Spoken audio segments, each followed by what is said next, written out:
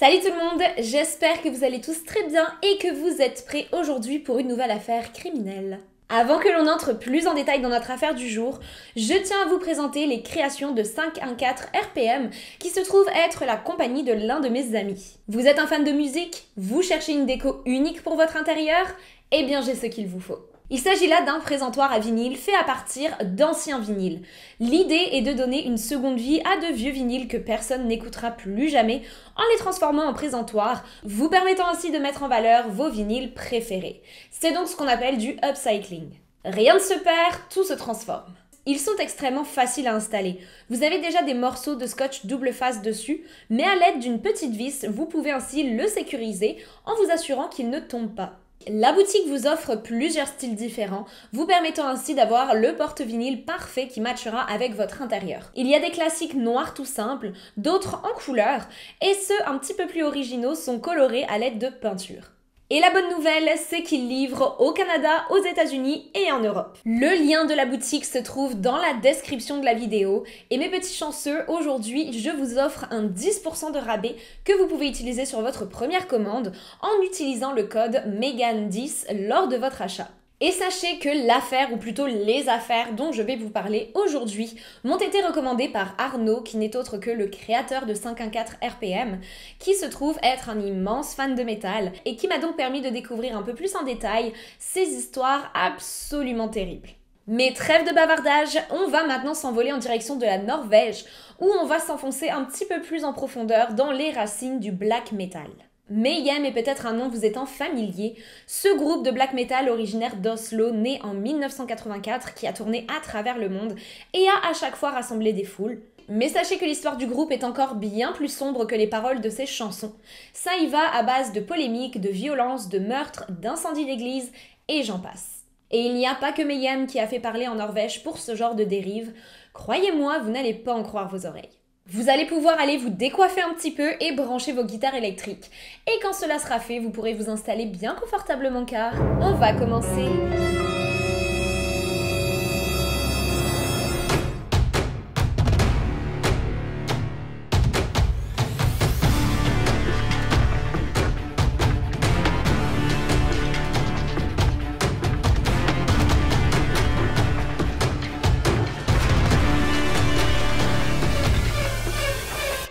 Durant l'année 1984, 3 adolescents originaires d'Oslo ont la brillante idée de se lancer dans le domaine de la musique professionnellement. Là, c'est le moment où je vais vous les présenter et où je vais écorcher absolument tous leurs noms. Mes amis norvégiens, préparez-vous car vos oreilles vont saigner. Nous avons donc à la guitare Øystein Aarseth, dont le nom de scène est Euronymous, qui est âgé à ce moment-là de 16 ans. Jørn Stubberud, plus connu sous le nom de Necrobutcher, âgé lui aussi de 16 ans et bassiste du groupe. Ainsi que Kjetil Mayhem, 16 ans lui aussi, et batteur du groupe. Groupe justement qu'ils ont nommé Mayhem et qui signifie chaos et mutilation de corps humain. Vous voyez un petit peu où on s'en va là, hein? Les 3 garçons se connaissent depuis leur jeunesse et passent une majeure partie de leur temps ensemble à jouer de la musique, boire de l'alcool ou encore toucher à toutes sortes de drogues. Les 3 jeunes sont connus dans leur quartier pour être de petits délinquants / rebelles, fans de violence, satanistes et toujours prêts à se rebeller contre les forces de l'ordre. Ils passent toutes leurs soirées et leurs week-ends dans le garage d'Euronymous. Alors oui, je vais les appeler par leur nom de scène à partir de maintenant parce que ça va être bien plus facile pour moi à prononcer. Dans le garage d'Euronymous donc, à jouer des reprises de groupes tels que Motorhead ou encore Black Sabbath. Et c'est officiellement durant l'année 1987, soit 4 ans plus tard, que Mayhem va commencer à se faire connaître du grand public, ou en tout cas des habitants d'Oslo. La seule chose qu'il leur manque pour pouvoir officiellement faire décoller le groupe et entamer des tournées se trouve être un chanteur. Les garçons vont alors lancer un appel et plusieurs candidats vont leur envoyer une cassette avec une démo de leur talent dessus.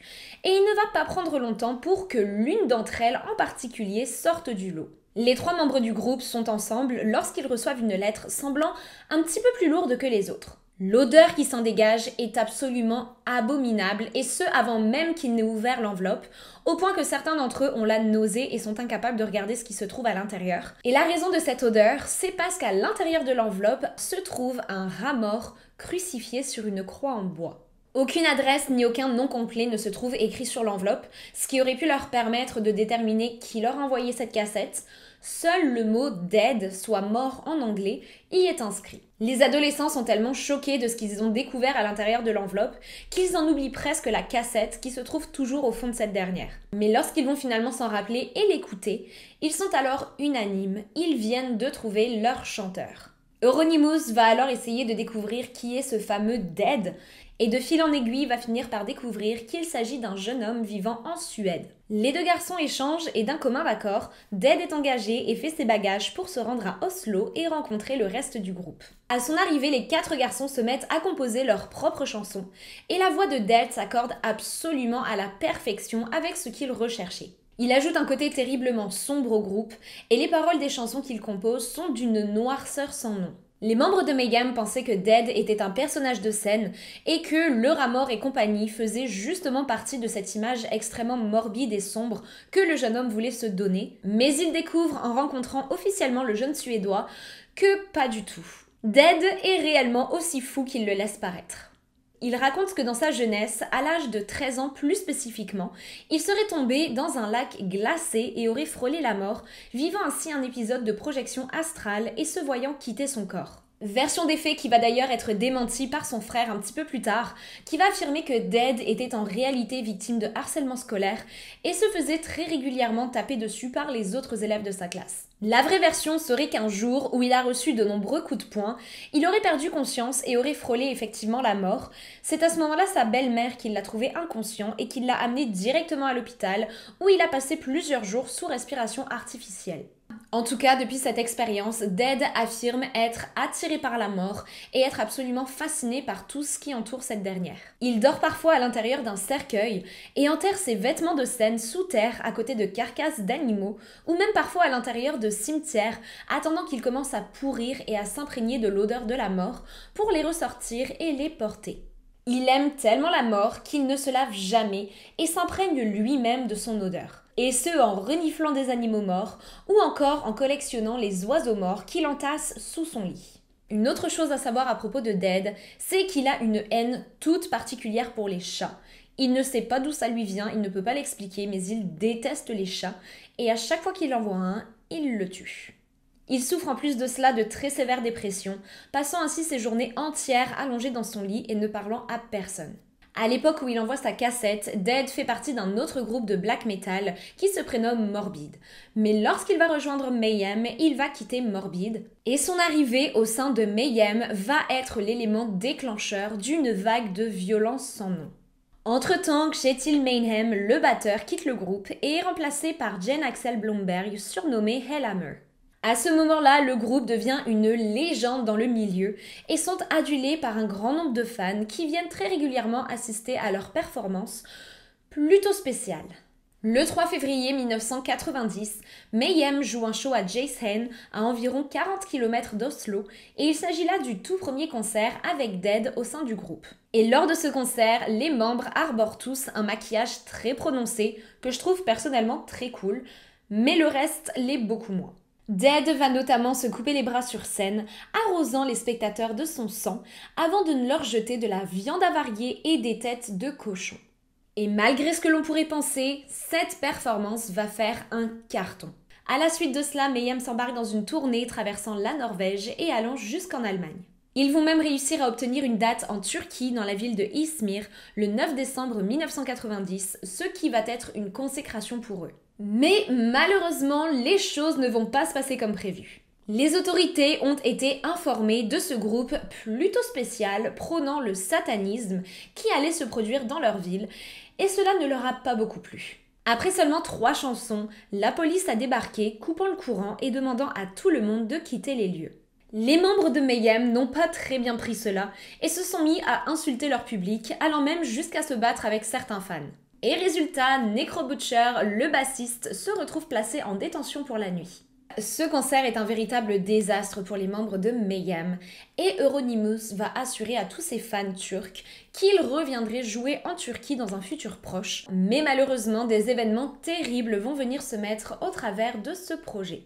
À leur retour en Norvège, le groupe emménage dans une vieille maison abandonnée au milieu des bois, non loin d'Oslo, qu'ils utilisent pour leurs répétitions. Et c'est dans cette fameuse maison qu'ils vont commencer l'écriture de leur premier album, car oui, à ce moment-là, Mayhem n'avait même pas encore sorti d'album. Ils commencent donc l'écriture de cet opus qu'ils vont nommer The Mysteries Dom Satanas, qui se traduit par Les mystères de Dom Satanas. Vous voyez là encore les petites influences sataniques. Mais c'est à cette époque que certains désaccords se font ressentir au sein du groupe, et plus spécifiquement entre Euronymous et Dead qui ne cessent de se disputer. D'après Hellhammer, le batteur, à leur emménagement dans cette fameuse maison, Dead se serait encore plus renfermé sur lui-même, ne parlant à personne et passant son temps enfermé dans sa chambre à écrire des lettres et à dessiner, s'enfonçant de plus en plus dans son état dépressif, ce qui aurait eu pour conséquence de très fortement agacer Euronymous. Et lorsqu'ils se disputaient, c'était clairement pas de la rigolade. Ils étaient constamment armés et se sont déjà poignardés à plusieurs reprises lors d'arguments. Et un jour où les deux garçons se tapaient sur les nerfs l'un de l'autre, Dead est parti dormir dans la forêt et Euronymous a décidé de prendre un fusil et de tirer à travers les bois tout en hurlant des insultes au chanteur de son groupe. Les tensions vont continuer ainsi durant plusieurs mois, et ce jusqu'à la date du 8 avril 1991. Ce jour-là, Dead reste seul à la maison, tandis que tous les membres du groupe se sont absentés chacun de leur côté, et c'est finalement Euronymous qui est le premier à rentrer dans le domicile. Et lorsqu'il passe la porte de la chambre de Dead, il découvre une scène absolument atroce. Dead s'est tranché les poignets et la gorge et s'est tiré une balle en pleine tête avec l'arme à feu d'Euronymous, et juste à côté de lui se trouvait une note sur laquelle il était écrit « Désolé pour tout le sang ». Face à cette image absolument terrible, Euronymous va avoir un réflexe. Et non, ça n'est pas de contacter la police comme on l'aurait pu le penser, mais c'est d'attraper son appareil photo, de réarranger la scène de crime et de photographier le tout. Ce qui se passe ensuite a été la source de nombreuses rumeurs que les membres du groupe ont eux-mêmes entretenues. Il est donc plutôt difficile de démêler le vrai du faux. Mais il paraîtrait, et je dis bien il paraîtrait, qu'une fois que Necro Butcher et Hellhammer étaient rentrés à leur tour, les trois garçons ont récupéré des morceaux de crâne de Dead qu'ils ont utilisés pour fabriquer des colliers qu'ils auraient ensuite offerts à d'autres membres de la scène métal norvégienne. Et il paraît même qu'ils auraient procédé à des rituels inspirés d'une cérémonie viking, lors de laquelle ils auraient mangé des morceaux de cerveau de Dead. Euronymous a fini par contacter la police des heures après avoir découvert le cadavre et surtout après avoir bien perturbé la scène de crime. Il paraît même qu'il aurait voulu conserver l'un des bras de Dead en souvenir, mais ce serait finalement rétracté après avoir réalisé que la police aurait très probablement remarqué son absence. Mais Euronymous ne va pas s'arrêter là. Vous vous souvenez de ces fameuses photos du cadavre de Dead qu'il a pris ? Eh bien, il est allé les faire imprimer et va en conserver une qu'il va utiliser comme pochette de leur album live, The Dawn of the Black Hearts, qui va sortir plusieurs mois plus tard. Je vais pour des raisons plus qu'évidentes éviter de vous partager cette photo ici, mais sachez qu'elle est disponible absolument partout sur internet.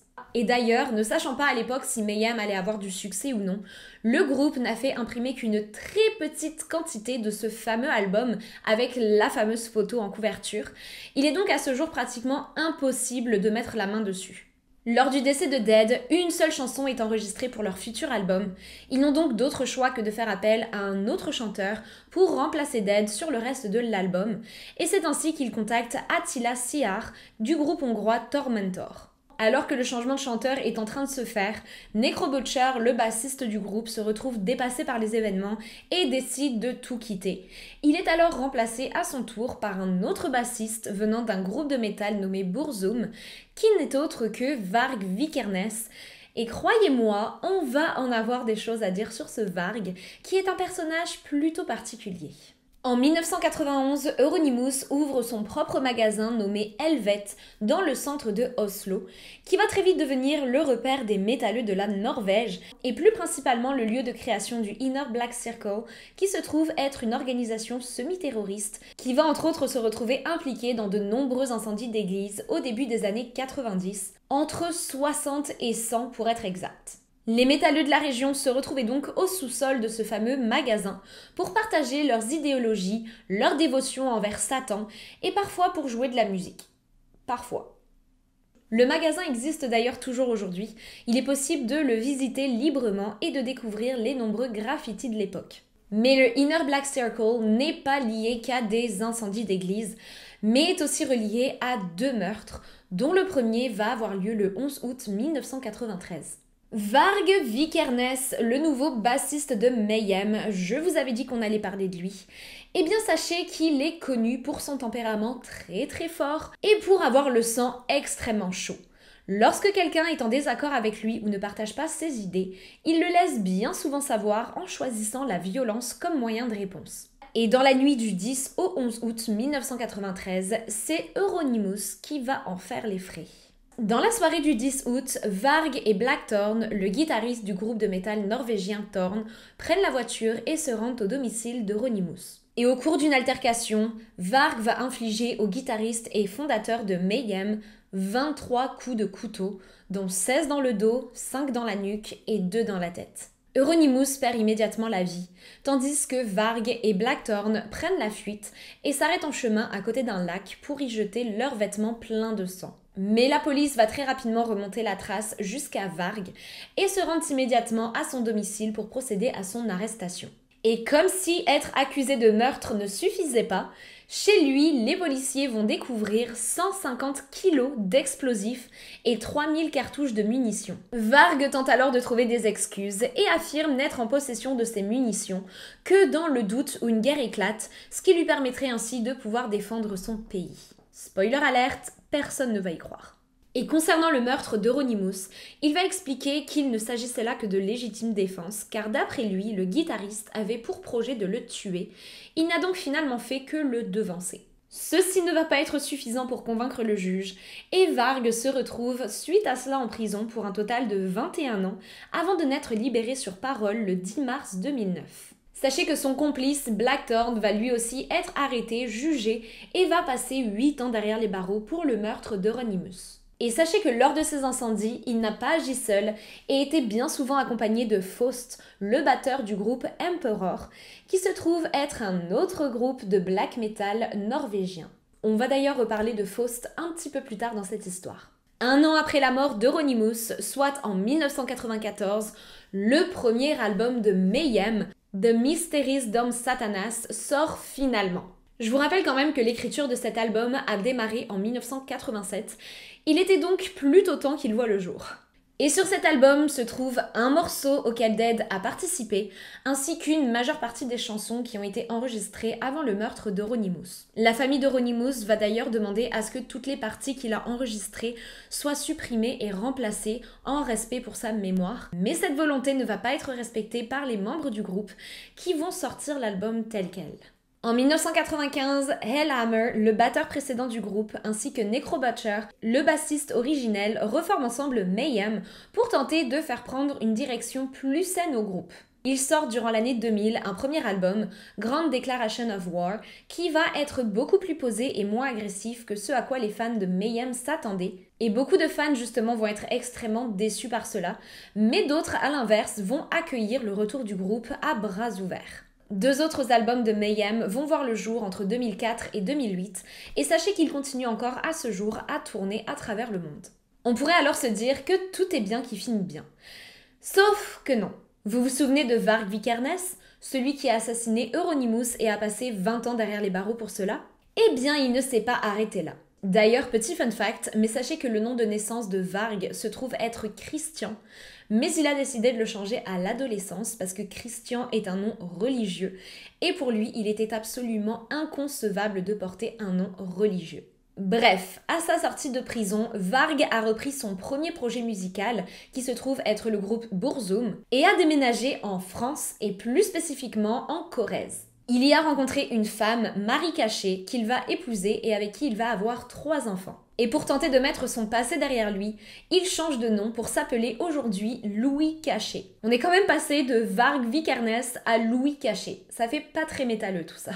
Le couple se dit adepte du survivalisme, qui se trouve être une philosophie se traduisant par l'autosuffisance et qui justifie selon eux la détention d'armes à feu, sous-entendu donc qu'ils en ont un bon paquet derrière les murs de leur maison. Et quand on connaît le passé de Varg, c'est quelque chose de plutôt inquiétant. Vous vous souvenez lorsqu'on a abordé le Inner Black Circle, je vous ai parlé de ce club qui avait été tenu responsable de 2 meurtres. Le premier se trouve être celui d'Euronymous donc, mais le second a eu lieu au sein d'un autre groupe de black metal que j'ai brièvement abordé.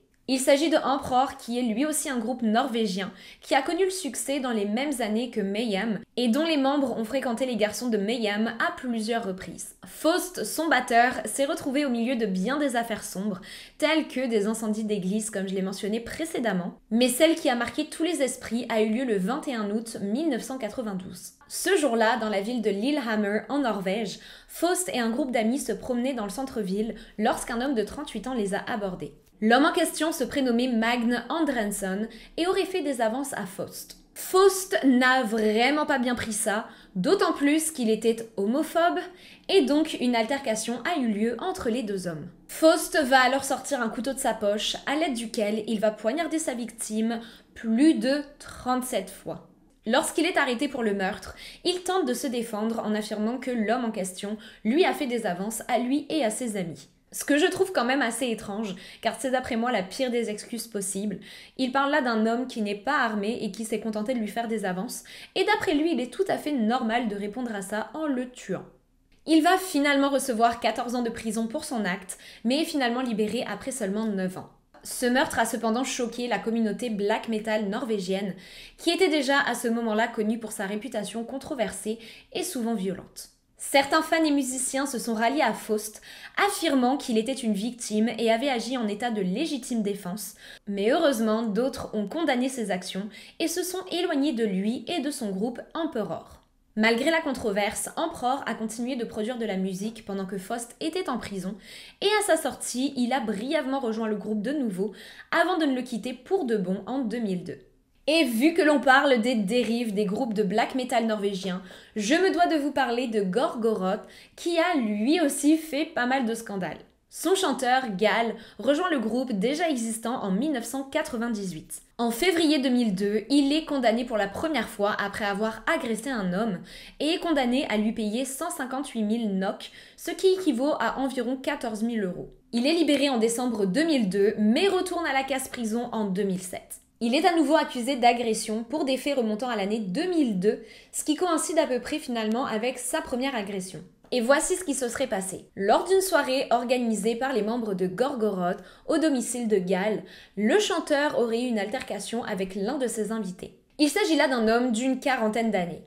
Il affirme que lorsque Gal a commencé à se montrer violent et agressif envers lui, il a tenté de quitter les lieux. Le problème, c'est que Gal n'avait pas la moindre intention de le laisser s'enfuir. Il l'a alors attrapé et l'a emmené jusque dans son sous-sol, où il l'a attaché à une chaise. L'homme explique ne se souvenir de pratiquement rien, hormis les coups que Gal lui a infligés. L'homme s'est alors mis à saigner et Gal serait allé chercher un gobelet qu'il aurait donné à sa victime, lui demandant de bien vouloir le tenir sous ses plaies pour s'assurer que le sang ne coule pas sur son sol, mais à l'intérieur du gobelet. Il aurait ainsi gardé sa victime prisonnière durant un total de 6 heures durant lesquelles il aurait à plusieurs reprises menacé l'homme de le tuer et de boire son sang. La victime a tenté à plusieurs reprises de prendre la fuite, mais Gal l'aurait à chaque fois rattrapé et battu de plus belle. Après 6 heures qui ont dû lui sembler une éternité, la victime est finalement relâchée et il lui prendra donc 4 ans avant de ne finalement porter plainte contre Gal. Lors de son procès, il arrive avec un t-shirt Gorgoroth, une veste en cuir ainsi qu'un collier d'une croix renversée et affirme n'avoir agi que par légitime défense. Et la phrase qui a le plus fait parler durant le procès a été prononcée par la mère de Gal lorsqu'elle a affirmé qu'il est absolument impossible que son fils n'ait bu le sang de sa victime car il est végétarien. Je devrais pas rire mais c'est quand même très drôle. Gal va finalement passer 8 mois derrière les barreaux et est forcé de verser un total de 30 000 € à sa victime. Et croyez-moi, des affaires de ce genre dans le monde du black metal, il y en a par dizaines, dont je pourrais vous parler dans le futur, mais aujourd'hui je voulais vraiment me focuser sur le black metal norvégien. Et voilà qui conclut notre vidéo du jour. J'ai hâte d'avoir vos retours sur ces histoires toutes plus folles les unes que les autres. Laissez-moi vos opinions en commentaire et si ça n'a pas encore été fait, n'oubliez pas de vous abonner et d'activer la petite alarme pour être informé des futures publications de mes vidéos. Merci comme toujours d'avoir été présent et on se retrouve très bientôt pour d'autres histoires toutes plus glauques les unes que les autres. Bye!